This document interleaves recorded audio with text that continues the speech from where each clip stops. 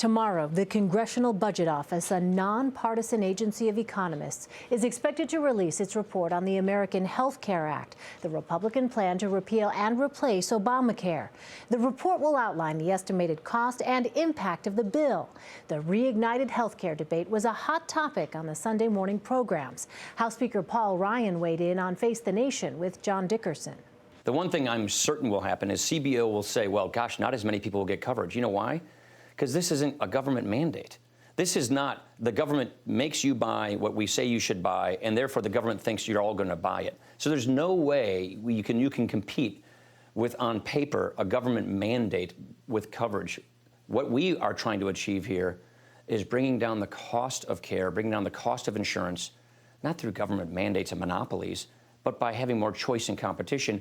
John Dickerson is with us now from Washington. So, John, the Congressional Budget Office's assessment of the plan, as you know, is expected on Monday. Now, if it predicts that millions will lose coverage, what are the arguments that we will likely hear from those Republicans who back this bill?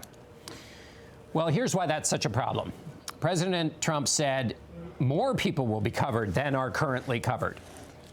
White House advisor Kellyanne Conway said everybody who is covered by the Affordable Care Act will be covered. This has been the consistent message from the president, leaving aside the promises the president also made about quality and choice, which are quite robust promises.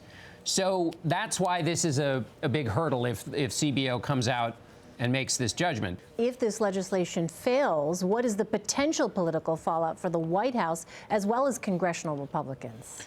Well, if it fails completely and there is no replacement of the Affordable Care Act, the president has said that would be a bloodbath, and Paul Ryan on the broadcast today affirmed that. So that would be the big disaster. The interim situation would be what happens often in legislation, which is it fails, and then people cobble together a solution and try to run up the hill one more time. The challenge here is that the Republicans are really operating within their own space, and they're not really picking up any Democrats and not really appealing to them. John Dickerson in Washington. John, thank you.